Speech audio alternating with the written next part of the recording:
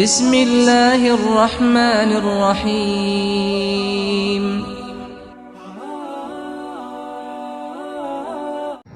اعوذ باللہ السمیع العلیم من الشیطان الرجیم بسم اللہ الرحمن الرحیم من ذا الذی یشفع عنده الا بإذنه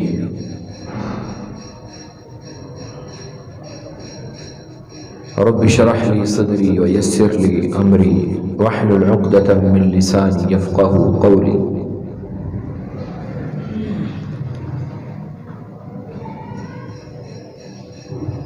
مومن کے لیے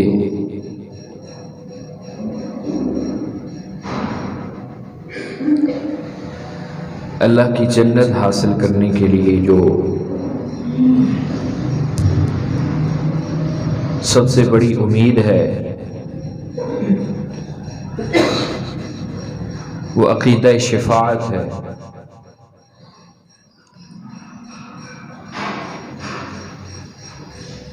شفاعت کا عقیدہ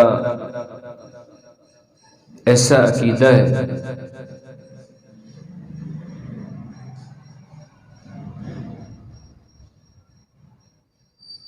جو ہمیں اللہ رب العزت کے قریب کرتا ہے. لیکن آج کی اس خطبے کے اندر ہم یہ سمجھنے کی کوشش کریں گے کہ اصل میں عقیدہ شفاعت ہے کیا.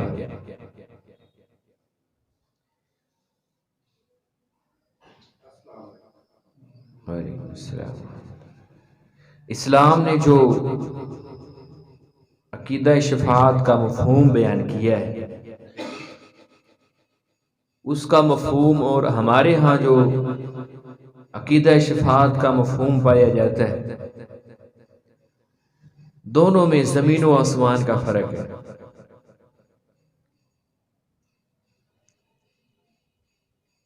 ہمارے ہاں یہی سمجھا جاتا ہے کہ جس نے کلمہ پڑھ لیا اب جو مرضی کرتا پھرے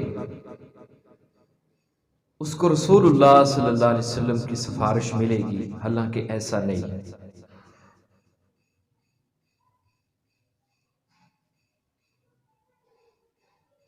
تو اس کے مفہوم کو سمجھنا انتہائی ضروری ہے کیونکہ اس نے بہت سے لوگوں کو گمراہ کر رکھا ہے. صرف اس وجہ سے عمل کے قریب نہیں آتے کہ ہم نے تو کلمہ پڑھ لیا ہے اب رسول اللہ صلی اللہ علیہ وسلم جانے اور رب جانے. اللہ کے ہاں اللہ کے رسول علیہ السلام قیامت والے دن جو سفارش کریں گے اور بھی بہت سے لوگوں کو سفارش کا موقع دیا جائے گا. اس کے کچھ اصول ہیں. یہ نہیں ہے کہ جیسا بھی مرضی بندہ ہے اس کے لیے اللہ کے رسول سفارش کر دیں گے یا اللہ کو کوئی ولی سفارش کر دے گا یا صحابہ اکرام سفارش کر دیں گے یا شہید سفارش کر دے گا. ایسا ہرگز نہیں. وہ اللہ کا جتنا مرضی پیارا ہو مقرب ہو اس نے اللہ کے دربار میں سفارش کرنی ہے تو قرآن مجید نے اس کے 2 اصول بتائے ہیں. ہر بندے کے حق میں سفارش نہیں ہے یا ہر جو بندہ جس نے کلمہ پڑھ لیا ہے اس کے لیے سفارش نہیں ہے. قرآن نے آیت الکرسی کے اندر سب سے پہلا جو اصول بیان کیے ہیں کہ من ذا الذی یشفع عنده الا باذنہ کہ اللہ کے ہاں سفارشی وہ بنے گا جس کو اللہ رب العزت حکم دے. یہ سفارش کرنے والے کے لیے اصول بیان کیا.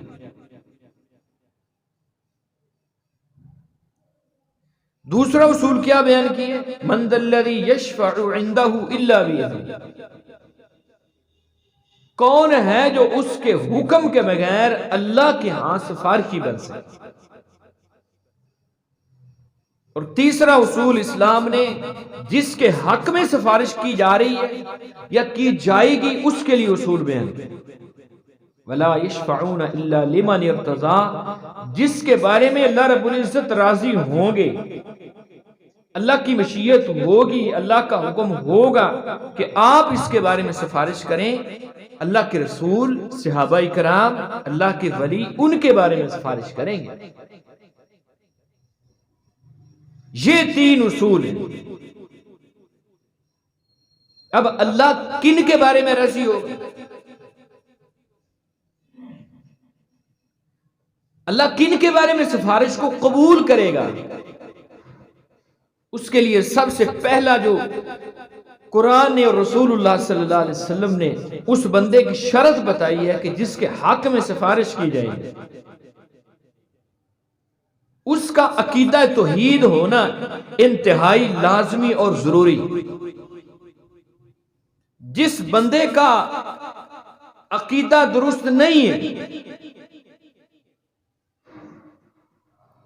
جس بندے کے عقائد کے اندر گڑبڑ پائی جاتی ہے، اللہ کی صفات کے بارے میں، اللہ کی ذات کے بارے میں، اس نے اپنے خالق کو پہچانا نہیں ہے، ایسے شخص کے بارے میں اللہ کسی کی سفارش قبول نہیں کرے گا۔ جس بندے کے عقائد کے اندر شرک پایا جاتا ہے، اس کے بارے میں اللہ رب العزت نے یہ بیان فرمایا، وَلَا يَمْلِكُ الَّذِينَ يَدْعُونَ مِن دُونِهِ الشَّفَاعَةَ إِلَّا مَنْ شَهِدَ بِالْحَقِّ وَهُمْ يَعْلَمُونَ۔ دوسرا اصول یہ بیان کیا، مَا كَانَ لِلنَّبِيِّ وَالَّذِينَ آمَنُوا أَن يَسْتَغْفِرُوا لِلْمُشْرِكِينَ، کسی نبی کے لیے بھی جائز نہیں ہے، کسی ایمان والے کے لیے بھی جائز نہیں ہے کہ وہ بندہ جس کی زندگی کے اندر شرک پایا جاتا ہے اور وہ اس حالت کے اندر دنیا سے چلا گیا ہے، اس نے اللہ سے توبہ بھی نہیں کی، اللہ سے معافی بھی نہیں مانگی، اس کی ساری امیدیں اللہ سے ہٹ کر غیر اللہ کے سامنے تھی، فرمایا ایسے لوگوں کے لیے نہ کوئی کسی نبی کے لیے جائز ہے، نہ کسی ایمان والے کے لیے جائز ہے کہ اس کے حق میں سفارش کرے۔ دعا سے منع کر دیا کہ سفارش سے منع کر دیا۔ رسول اللہ صلی اللہ علیہ وسلم سے سیدنا ابو ہریرہ رضی اللہ تعالیٰ عنہ نے سوال کیا تھا، اللہ کے رسول قیامت والے دن آپ کی شفاعت کا سب سے زیادہ حقدار کون ہو؟ کون سفارش کا حقدار بنے گا کہ جس کے حق میں اللہ کے رسول آپ کی سفارش ہوگی؟ رسول اللہ صلی اللہ علیہ وسلم نے فرمایا، ابو ہریرہ مجھے یقین تھا کہ اس مسئلے کے بارے میں تم مجھ سے ضرور سوال کرو، تم سے بڑھ کر علم کا حریص کوئی نہیں۔ یہ ایک صفت تھی حضرت ابو ہریرہ رضی اللہ تعالیٰ۔ پھر آپ صلی اللہ علیہ وسلم نے اصول بتایا کہ میری شفاعت کا قیامت والے دن سب سے زیادہ حقدار کون ہوگا؟ فرمایا، اسعد الناس بشفاعتی یوم القیامہ من قال لا الہ الا اللہ خالصا من قبل نفسہ، جس شخص نے دل کی گہرائیوں کے ساتھ لا الہ الا اللہ پڑھا ہوگا، قیامت والے دن وہ میری سفارش کا حقدار ہوگا۔ جس نے کلمہ پڑھنے کے بعد ہر قسم کی امید اللہ رب العزت سے لگائی ہے، کلمہ پڑھنے کے بعد ہر قسم کے اختیارات کا مالک اللہ کو سمجھا ہے، وہ اولاد کا اختیار ہو، وہ رزق کا اختیار ہو، وہ نفع نقصان کا اختیار ہو، وہ عزت ذلت کا اختیار ہو، وہ بیٹوں کا اختیار ہو، ہر قسم کا اختیار کلمہ پڑھنے کے بعد جس نے اپنے خالق کو سمجھا ہے، خالق کا کلمہ پڑھنے کے بعد وہ پھر کسی پتھر کے سامنے نہیں جھکا، کسی شجر کے سامنے نہیں جھکا، اس نے درخت سے کوئی امیدیں نہیں باندھی ہیں کہ یہ درخت میری ٹانگ توڑ دے گا، بابا جی یہ کر دیں گے، وہ کر دیں گے، کچھ نہیں ہے، اس کی ساری امیدیں اللہ رب العزت سے تھیں۔ نبی علیہ السلام نے فرمایا پھر اس نے صحیح طور پر اپنے دل کی گہرائیوں سے کلمہ پڑھا ہے، یہ قیامت والے دن میری امید، میری شفاعت کا سب سے زیادہ حقدار ہے۔ جس کے بارے میں سفارش کی گئی ہے سب سے پہلے کیا ہے؟ اس کی توحید ہو۔ یہ بنیادی اصول اللہ رب العزت کے پیغمبر علیہ السلام نے فرمایا، اور ایک حدیث کے اندر صحیح مسلم کی حدیث ہے، آپ صلی اللہ علیہ وسلم نے فرمایا ہر پیغمبر کو اللہ رب العزت نے یہ اختیار دیا کہ وہ ایک دعا ایسی کرے اللہ اس کو ضرور قبول کرے، اللہ اس کو ضرور قبول کریں گے۔ ہر پیغمبر نے وہ دعا دنیا کے اندر کر لی، میں نے وہ دعا سنبھال کے رکھی ہوئی ہے، قیامت والے دن میں اپنے رب کے سامنے وہ دعا استعمال کروں گا، میری سفارش کے ساتھ اللہ لوگوں کو جنت میں داخل کر دے گا۔ اللہ کے رسول کس کے لیے سفارش کریں گے؟ ہر بندے کے لیے نہیں، ہر بندے کے لیے نہیں۔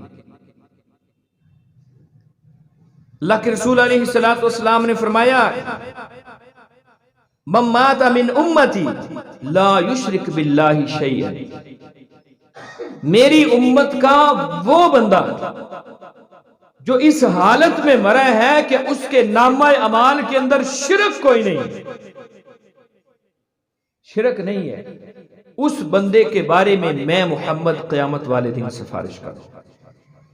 اللہ کے رسول علیہ السلام نے سب سے پہلے وہ توحید والا ہو، اس کی زندگی کے اندر شرک نہ ہو، شرک کرنے والا پیغمبر کا باپ ہو، پیغمبر کا بیٹا ہو، اس کے بارے میں بھی اللہ رب العزت سفارش قبول نہیں کریں گے۔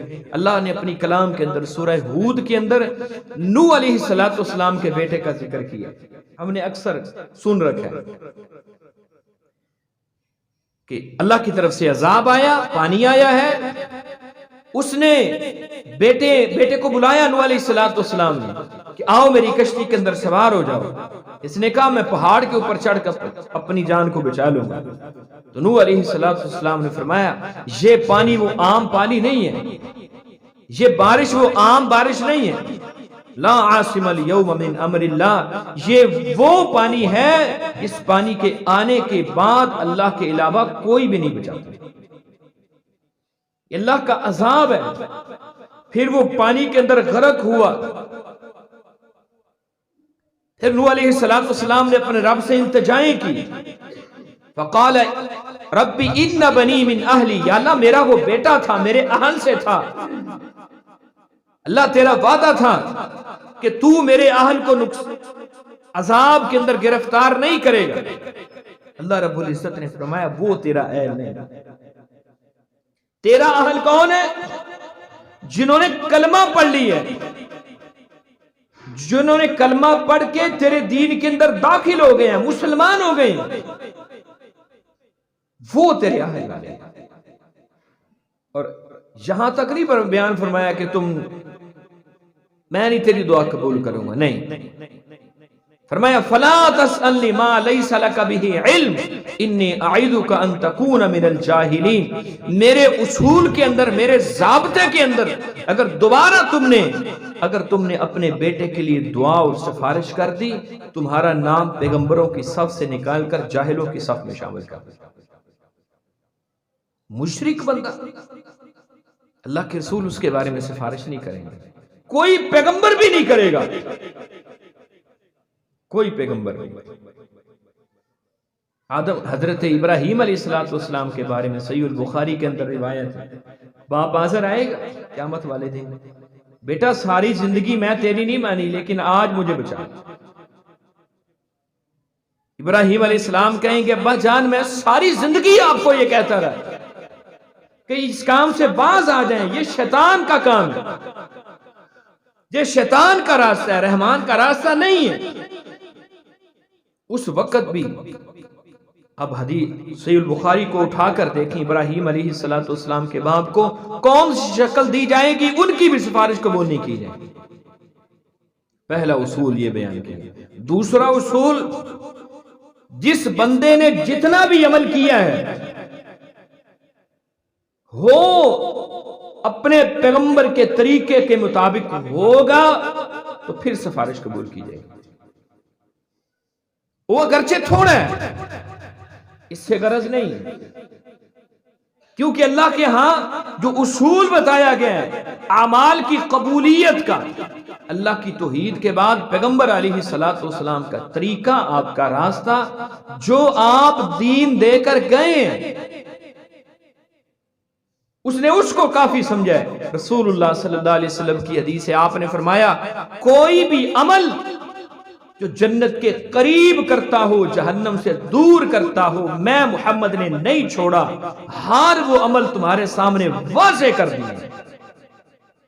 اس لیے امام مالک رحمہ اللہ فرمایا کرتے تھے کہ جو شخص یہ عقیدہ رکھتا ہو کوئی عمل کرنے کے بعد کہ میں جو عمل کر رہا ہوں یہ بھی دین ہے، یہ بھی اسلام ہے، یہ بھی اللہ کے ہاں قابل قبول ہے، نعوذ باللہ اس بندے نے یہ عقیدہ بنا رکھا ہے کہ فقد خان رسول اللہ صلی اللہ علیہ وسلم، کہ گویا نعوذ باللہ اللہ کے رسول علیہ السلام دین کے اندر خیانت کر کے گئے۔ وہ بندہ حقیقت کے اندر اس عقیدے کا اظہار کر رہا ہے۔ جو بندہ یہ کہتا ہے کہ میرے دماغ میں جو آ گیا وہ بھی نیکی ہے،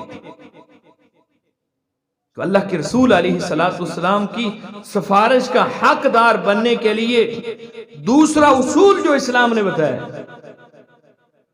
وہ یہ ہے کہ نبی علیہ السلام کے طریقے کے مطابق عمل ہو۔ ابھی شعبان کے اندر ایک رات آئے گی جسے شب برات کا نام دیا جاتا ہے۔ اس سے پہلے کچھ دن پہلے شب معراج آئی ہے۔ نبی علیہ السلام نے پہلی بات تو یہ ہے کہ شب معراج کا کوئی دن اسلام کے اندر اس کا کوئی تعین ہے ہی کوئی نہیں۔ حافظ ابن حجر اسقلانی رحمت اللہ علیہ نے فتح الباری کے اندر مورخین کے 40 اختلافی تاریخیں بیان کی ہیں۔ 40 تاریخیں، 40 مختلف اقوال ہیں کہ کوئی کہتا ہے فلاں تاریخ کو معراج ہوئی ہے، کوئی کہتا ہے فلاں تاریخ کو معراج ہوئی۔ لوگوں نے 100 نفل بھی پڑھے۔ اللہ کے رسول علیہ السلام کی زندگی کے اندر، مکی زندگی کے اندر معراج ہوئی ہے۔ اگر مکی زندگی کے ختم ہونے کے فوری بعد اللہ کے رسول اگر مدینے میں چلے گئے ہیں، معراج ہونے کے فوری بعد بھی اللہ کے رسول اگر نبی علیہ السلام مدینے کے اندر چلے گئے ہیں، تو آپ نے جو 10 سال کا عرصہ گزارا ہے، 10 مرتبہ نبی علیہ السلام کی زندگی کے اندر معراج کا دن آیا ہے۔ کسی ایک صحابی نے بھی، کسی ایک نبی علیہ السلام کے کسی ایک ساتھی نے بھی، اور نبی علیہ السلام نے معراج کی رات کوئی ایک نفل پڑھنا بھی کچھ ثابت کر دے، کوئی نہیں ثابت کر سکتا۔ ہمیں کہاں سے سمجھ آ گئی؟ ہماری طرف یہ کون سا دین آ گیا؟ شب برات کا دن آئے گا کچھ دنوں کے بعد، اس میں بھی لوگ کہیں گے کہ یہ کر دو، وہ کر دو، فلاں ہو جائے گا، فلاں ہو جائے گا۔ اللہ کے بندو، شب تو عربی زبان کا لفظ ہی نہیں ہے۔ ہمارا دین سارے کا سارا کس زبان میں ہے؟ عربی میں ہے۔ تو عربی زبان میں فارسی کا فارسی کو جو ویلڈ کیا گیا یہ کہاں سے آ گیا؟ برات عربی زبان کا لفظ ہے، شب فارسی زبان کا لفظ ہے۔ یہ ان لوگوں کی طرف سے آیا ہے، یہ ان لوگوں کی تاریخ ہے، ہمیں تو غلط پڑھا دیا گیا۔ یہ پتہ کن لوگوں کی تاریخ ہے؟ برات کا مطلب ہے کسی کے خلاف علیحدگی کا اظہار کرنا۔ شب برات کی رات کو یہ ان لوگوں کا ایک تہوار ہے جو صحابہ اکرام کے خلاف بغض اگلتے ہیں، صحابہ اکرام کے خلاف اعلان برات کرتے ہیں۔ اس رات کو وہ ایک تہوار بناتے ہیں جس تہوار کے اندر وہ اپنی زبان سے اس بات کا اظہار کرتے ہیں کہ ہمارا صحابہ اکرام کے ساتھ کوئی کسی قسم کا تعلق نہیں۔ افسوس، کلمہ پڑھنے والا، ایمان والا جو اپنے آپ کو مسلمان کہتا ہے، وہ بھی انہی کے اغیار کے انہی راستوں کے اوپر چلتے ہوئے شب معراج کا دن منانا شروع ہو۔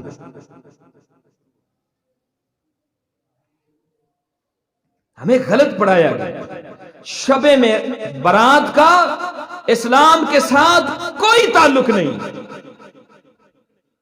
کوئی ایک حدیث بھی صحیح رسول اللہ صلی اللہ علیہ وسلم کی شب برات کی فضیلت کے اندر نہیں ہے. کوئی ایک حدیث بھی نہیں. اس لیے دین وہ ہے جو رسول اللہ صلی اللہ علیہ وسلم دے کر گئے، اور اس دین کے مطابق میرا عمل ہوگا تو پھر قیامت والے دن محمد رسول اللہ صلی اللہ علیہ وسلم کی سفارش کا حقدار بنیں گے. دلیل اس کی محمد نبی علیہ السلام کی وہ حدیث ہے، قیامت کا دن ہوگا، کچھ لوگ آئیں گے، ایک گروہ آئے گا، اللہ کے رسول حوض کوثر پر پانی پلا رہے ہیں، پانی پلا رہے ہیں. ایک گروہ آئے گا، اس کو کیا کہا جائے گا؟ فرشتے اس کے اور نبی علیہ السلام کے درمیان ایک پردہ کر دیں گے، دیوار کھڑی کر دیں گے، ان کو نبی علیہ السلام کے قریب نہیں آنے دیا جائے گا. اس وقت اللہ کے پیغمبر علیہ السلام کہیں گے ان کو میرے قریب آنے دو، یہ میرے امتی ہیں، ان کے وضو کے اعضاء چمک رہے ہیں، یہ میری امت کی نشانی ہے، میری امت کی نشانی ہے. یہاں رک کے میں پوچھ سکتا ہوں کہ جو بندہ ہفتے بعد مسجد میں آتا ہے یا عید پہ مسجد میں آتا ہے یا صرف رمضان کا نمازی ہے، کیا اس کے چہرہ، اس کے وضو کے اعضاء چمکیں گے جو صرف رمضان کے اندر ہی وضو کرتا ہے؟ جو صرف عید کی نماز کے اوپر ہی وضو کرتا ہے، جب اس شخص کے اوپر نبی علیہ السلام کی نشانی نہیں ہے، آپ کی امت کی نشانی نہیں ہے، پھر وہ کس منہ کے ساتھ جائے گا بے نماز بندہ اللہ کے رسول علیہ السلام کے پاس کہ میری سفارش کر؟ ہم نے کبھی غور کیا اس بات پر؟ ہمیں تو صرف یہی پڑھا دیا گیا کہ کلمہ پڑھ لیا، اس کے بعد جو مرضی کرتے پھرو. اللہ کی رحمت بڑی وسیع ہے، اللہ کے رسول علیہ السلام سفارش کریں گے، میں نے کلمہ پڑھ لیا، اب اللہ جانے اور نبی جانے. ایسی بات نہیں ہے. یہ پیغمبر ہیں، لوگ آ رہے ہیں، دیوار کھڑی کر دی گئی ہے. پوچھا گیا ان کے درمیان، میرے درمیان دیوار کیوں کھڑی کر دی گئی ہے؟ رکاوٹ کیوں کھڑی کر دی گئی ہے؟ میرے امتی ہیں، کلمہ پڑھنے والے ہیں. اللہ کے رسول علیہ السلام کو فرشتے کہیں گے آپ نہیں جانتے، آپ نہیں جانتے کہ آپ کے جانے کے بعد یہ وہ لوگ ہیں جن کے دل و دماغ میں جو بھی نیکی آئی انہوں نے نہیں دیکھا اللہ کا قرآن کیا کہتا ہے، انہوں نے نہیں دیکھا محمد رسول اللہ صلی اللہ علیہ وسلم کا فرمان کیا کہتا ہے. اپنی طرف سے بنائے ہوئے دن، اپنی طرف سے بنائے ہوئے روزے مخصوص کر کے ان کے اوپر عمل کرنے شروع کر دیے. اللہ کے رسول علیہ السلام ایسے لوگوں کے بارے میں قیام کہیں گے. آپ صلی اللہ علیہ وسلم فرمائیں گے، یہ کہیں گے کہ ان کو میرے قریب لے آؤ، جیسا بھی عمل کرتے ہیں کیا تو ہے نا؟ نہیں. اللہ کے رسول علیہ السلام جب یہ بات کریں گے نا کہ جو ان کے مائنڈ میں آیا، جو ان کے دماغ میں آیا صرف وہی نیکی ہے، نبی علیہ السلام فرمائیں گے ان کو مجھ سے دور لے جاؤ. سحقن سحقن لمن غیر بعدی، جنہوں نے میرے جانے کے بعد اپنا دین بنا لیا، ان کا میرے ساتھ کوئی تعلق نہیں، ان کو مجھ سے دور لے جاؤ. جس بندے کو اللہ کے رسول علیہ السلام پانی نہیں پلا رہے، اس کو پیچھے پھینک رہے ہیں، کیا اس کے بارے میں نبی علیہ السلام سفارش کریں گے؟ سوال ہی پیدا نہیں ہوتا. اس لیے رسول اللہ صلی اللہ علیہ وسلم کا دیا ہوا دین اپنے لیے کافی سمجھا. تو یہ اصول اسلام نے بتایا کہ جو نبی علیہ السلام دین دے کر کے، پہلا اصول کیا تھا؟ سفارش کرنے والے کے بارے میں کہ اللہ جس کو حکم دیں گے وہ سفارش کرے گا، جس کے بارے میں اللہ رب العزت راضی ہوں گے اس کے لیے سفارش کی جائے گی. جس کی توحید ہے اس کے اعمال کے اندر شرک نہیں ہے، شرک نہیں ہے، اس حالت میں دنیا سے گیا ہے، اس کی زندگی کے اندر شرک نہیں ہے، اس کے بارے میں نبی علیہ السلام سفارش کریں گے. اور تیسری بات، جس کا عمل نبی علیہ السلام کے طریقے کے مطابق ہے اگرچہ تھوڑا ہے، اس کے لیے رسول اللہ صلی اللہ علیہ وسلم سفارش کریں گے. ہمارے ہاں جو باطل نظریات پائے جاتے ہیں، باطل نظریات مشرکین مکہ کے اور ہمارے ہاں کچھ لوگ اللہ کے ولیوں کے ساتھ محبت ہمارے ایمان کا حصہ ہے، اس سے کوئی بھی بندہ انکار نہیں کر سکتا۔ رسول اللہ صلی اللہ علیہ وسلم، آپ صلی اللہ علیہ وسلم نے حدیث بیان کی ہے، آپ نے فرمایا، اللہ رب العزت فرماتے ہیں حدیث قدسی کے اندر، من عاد لی ولیا فقد آذنتہ بالحرب، جو میرے کسی ولی کے ساتھ دشمنی کرتا ہے اللہ رب العزت اس کے ساتھ اعلان جنگ کرتے ہیں۔ ولیوں کے ساتھ محبت ہمارے ایمان کا حصہ ہے، لیکن کرنی کس طرح ہے؟ ہم جانتے ہیں نا کہ صحابہ کرام سے بڑھ کر دنیا کے اندر کوئی ولی پیدا ہی نہیں ہوا، کوئی ولی۔ کسی ایک صحابی کی قبر کے اوپر کوئی دوسرا صحابی مجاور بن کر نہیں بیٹھا ہے، اس کی قبر کے اوپر کوئی عمارت تعمیر نہیں کی، کسی ایک صحابی نے بھی۔ رسول اللہ صلی اللہ علیہ وسلم کی قبر مبارک کے اوپر اللہ کے رسول علیہ السلام کی زندگی کے اندر نئے سرے سے کوئی عمارت تعمیر نہیں کی گئی، ایک دلیل بھی نہیں ہے کسی کے پاس۔ اگر وہ ولی ہیں، صحابہ کرام سے بھی محبت ہم کرتے ہیں، مشرکین مکہ کیسے کرتے تھے محبت، ہم کیسے کرتے ہیں؟ وہ کیا کہتے تھے؟ وہ ان کے سامنے سجدے کرتے تھے، اور کیا کہتے تھے؟ اللہ رب العزت نے قرآن میں بیان کیا، وہ یہ نہیں کہتے تھے کہ انہوں نے ہمیں پیدا کیا ہے، یہ نہیں کہتے تھے۔ ان سے پوچھا جاتا تھا وَيَعْبُدُونَ مِن دُونِ اللَّهِ مَا لَا يَسُرُّهُمْ وَلَا يَنْفَعُهُمْ، تم ان کی کیوں عبادت کرتے ہو؟ تمہیں نفع نہیں دے سکتے، نقصان نہیں دے سکتے۔ وہ کیا کہتے ہیں؟ هَٰؤُلَاءِ شُفَعَاؤُنَا عِندَ اللَّهِ، یہ اللہ کے ہاں ہمارے سفارشی ہیں۔ اور وہ کوئی فرضی بت نہیں تھے، لات، منات، عزا، ہبل، یہ سارے اللہ کے برگزیدہ ولی تھے، یہ حاجیوں کو پانی پلایا کرتے تھے، یہ نیک انسان تھے۔ جب یہ دنیا سے چلے گئے پھر انہوں نے ان کو بت بنا لیا۔ اور شرک کا آغاز کہاں سے ہوا ہے؟ شرک کا آغاز وہیں سے ہوا ہے جہاں پر آ کر یہ امت کھڑی کر دی گئی، یہ امت کھڑی کر دی گئی۔ نوح علیہ السلام اب اس دنیا میں جب آئے تھے نا، آپ سے پہلے آدم علیہ السلام جب آئے، اس کے بعد شیطان نے کیا پٹی پڑھائی؟ 5 لوگ تھے، ود، سوا، یعوس، یعوق، نصر، ان کو بھی وہ پنجتن پاک کہا کرتے۔ وہ نیک لوگ تھے، انہوں نے اللہ کی عبادتیں کی، اللہ کے برگزیدہ بندے بنے، دنیا سے چلے گئے، وقت مقررہ کے اوپر وہ فوت ہو گئے۔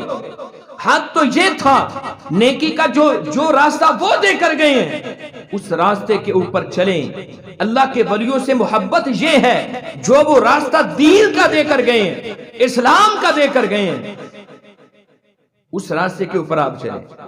ان کی قبروں کے اوپر مجاور بن کر بیٹھ جانا، ان کے اوپر گلے لگا لینا، وہاں پر عمارتیں تعمیر کر لینا، اور لوگوں کو وہاں پر لے کر آنا، اور یہ نظریہ بنا لینا ان کی سفارش کے ساتھ وہ قبر میں پڑا ہے، اس کی سفارش کے ساتھ ہمیں بیٹے بھی مل جائیں گے، رزق بھی مل جائے گا، یہ بھی مل جائے گا، وہ بھی مل جائے گا۔